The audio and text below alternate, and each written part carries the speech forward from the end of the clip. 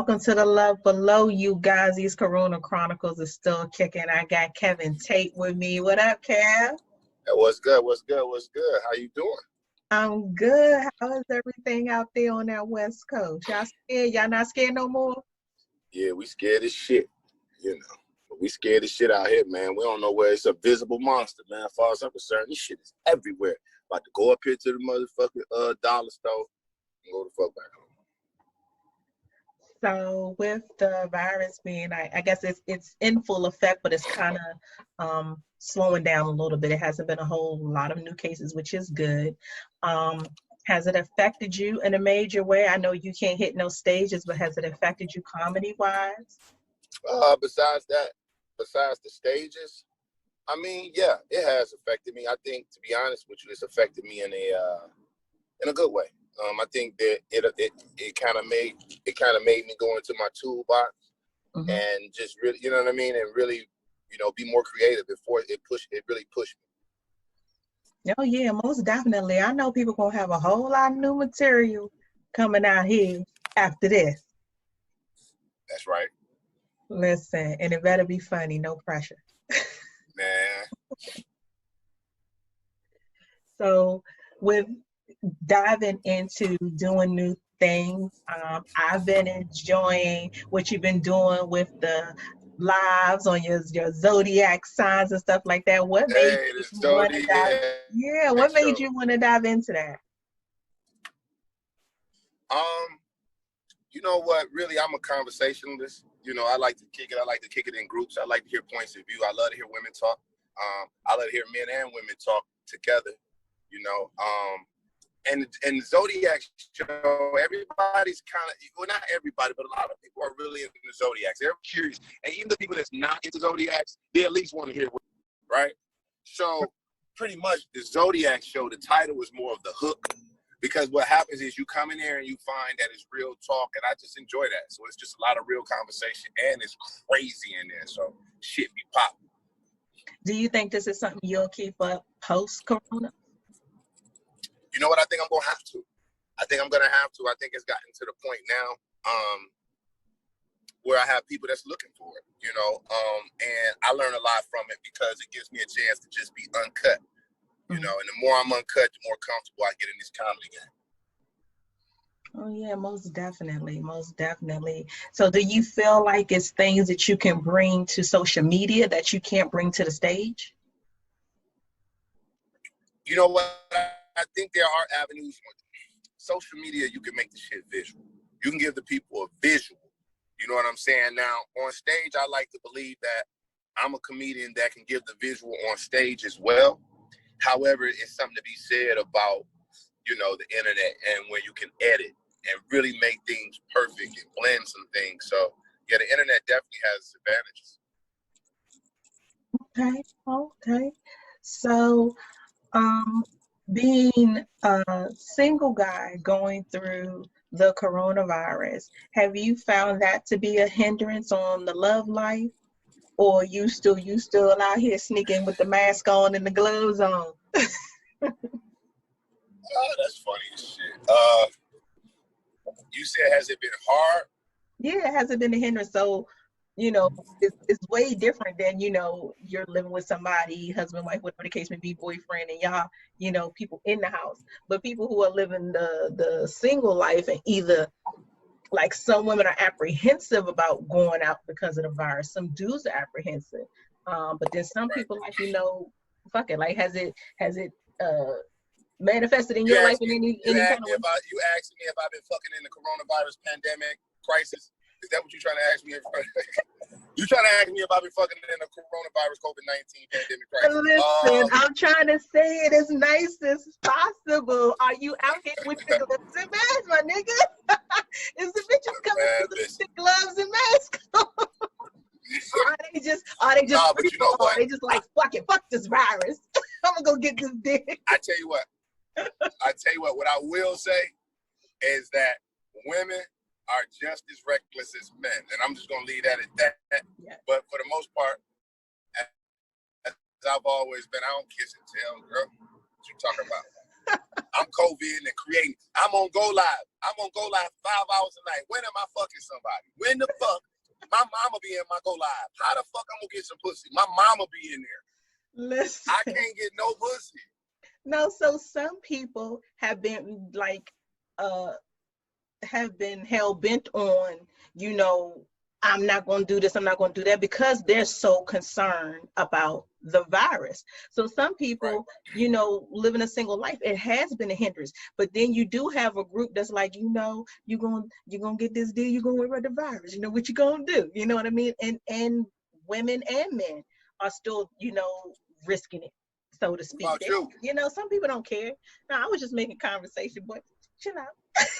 No, what about you?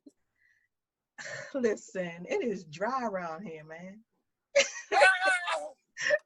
So if you found a little lake, would you take a swim? Man, yeah.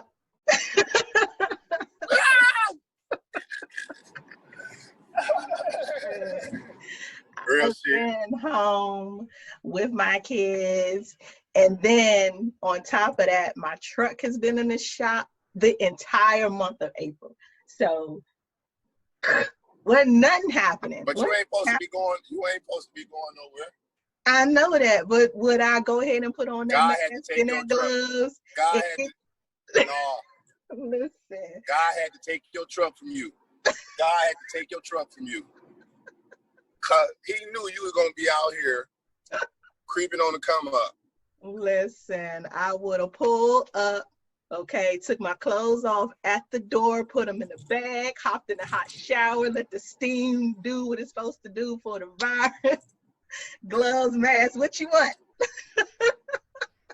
So you gonna sting the COVID out and then get in my bed. You crazy motherfucker. You think you about to just get on the motherfucking, you gonna hot tub the damn COVID-19 out and crawl your ass in my bed? Listen, you know, in the beginning, how they always said that, you know, the virus doesn't survive in the heat. So a lot of people are doing the steam and putting the oranges, the lemons, the onions, and this, that, and the third, and they inhaling the steam. Hell yeah, I would have done that in a New York minute. Man, we're gonna both fuck with masks or inhaler masks and shit. Goddamn go to sleep masks and shit. I was telling somebody in one of these interviews that that's going to be a new lane in porn. What's that? Like with people having so many different fetishes, I think that coming after this, people are probably going to have mask and glove fetishes. There's somewhere, there's somebody is enjoying that or likes that or is so. But what's so freaky about fucking with gloves on or a mask on? I don't know, just but the look of it? So some people have the latex fetish where they like the plastic and stuff like that. Gloves could do that for them. Some people might want to just feel like it's a doctor in the room. Put the mask on, baby. You're gonna be the doctor, the coronavirus doctor. It could be anything. But I'm pretty sure that there'll be a lane for it. What's the latex fetish? What the fuck? How you search that? What's the search for that on YouPorn where they got a motherfucking latex fetish? So they eat rubbers people, and shit? No, so some people are in entire latex suits. Some people, they can't necessarily breathe the same, like they have to cut holes and stuff so that the people can breathe. But some, they seal it off because they don't want to. So they get turned on by that. I don't know. It's not for me, but there's a lane for everything. You know what I mean? Everybody likes their own thing. Everybody got their fetishes. Yeah, everybody got their fetishes. Everybody got their fetishes, right? Yeah, most definitely. So has the value of sex changed since you've gone through the coronavirus? The value? Yeah, the value. So different people, I've been having a lot of conversations, and some people where they say, you know, having sex may have been more of a necessity prior to that, going through this process, that now, hey, it's not that same necessity, it's not that same priority level, because they get time to kind of reevaluate themselves or their lifestyles, and you know, now things are a different level of importance because, you know, this pandemic it's a first for many of us going through anything like this. Okay. Right. So, for me, I think that sex hasn't necessarily lost its value. Sex hasn't lost its value at all. I think, but as you speak of in a priority standpoint, where it falls on the list of priorities, yeah, I think there is something to be said about, you know, just like anything else. Like for me, like drinking and whatever your vice is, and this kind of locks it up. You know what I mean? So, yeah, for me, it has really made things be like, okay, I'm doing this, that, and the third. It's not that deep. But I ain't gonna say I was just, you know, crazy anyway. But I do think it put things in perspective. I don't know. That was a little shaky answer, but I think I wiggled my way through it. No, you gave a great answer, but it's just that piece of the puzzle with the coronavirus has been very interesting to me. Just the different things that we do put into perspective, not only, you know, our careers, but also our sex lives. There are people who, you know, have been comedians for a long time, but say weren't the smartest with money. So now they're in a situation of not having any income. So now they're reevaluating things, and they're reevaluating, you know, maybe they should get a day job, you know what I mean? Or maybe they need to find something that considers them essential and still do the comedy. Or then there are some who may have been on the fence who decided not to, you know what I mean? But just this day and age in general is putting a lot of different things in perspective. Do you think that there will ever be anything that will make you leave the stage and put the mic down? I don't know, movies. I think I'll always want to get on stage. I just love that direct contact, that immediate response.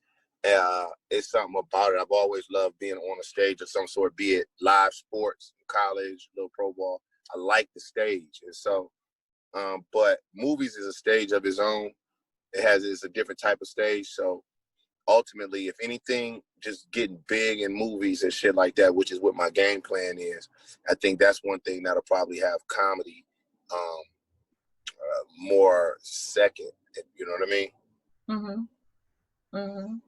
So one thing that I appreciate, say about Kevin Hart is he'll do the movies, but he still will hit the stage.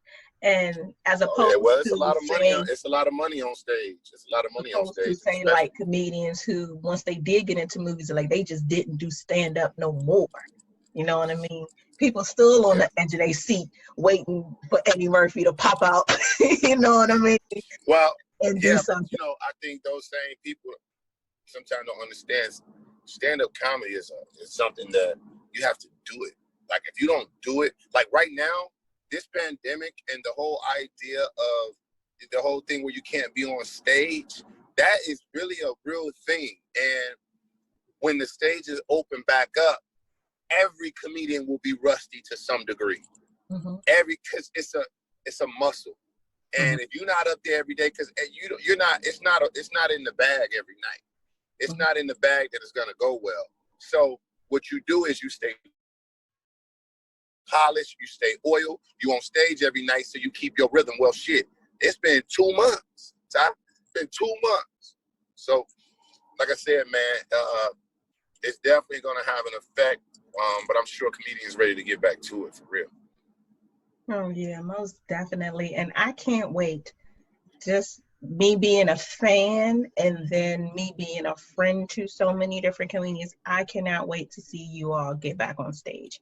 And I can't wait to get back to, you know, my doing my show and just being able to get that vibe, that feel that you can't get, you know, on social media, on the IG Live. And don't get me wrong, to the comedians that's out there getting these IG Lives, I have been enjoying it.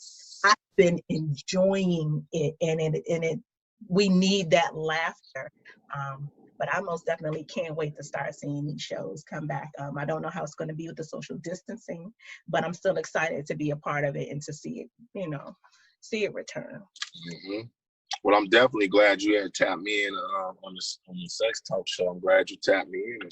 Oh yeah, most definitely. I always like your perspective you bring to the table. You a cool ass old dude. Oh, what the fuck?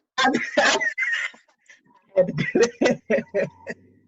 Nah, most definitely. Thank you so much for being a part of the show. Thank you for being a part of the growth of the show.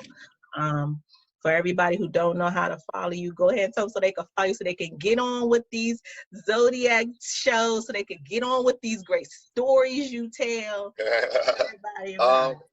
Y'all got, hey, well, go over to Instagram and follow me. Kevin Tate is KevinTateis. But what I want y'all to do is go follow my YouTube channel, okay?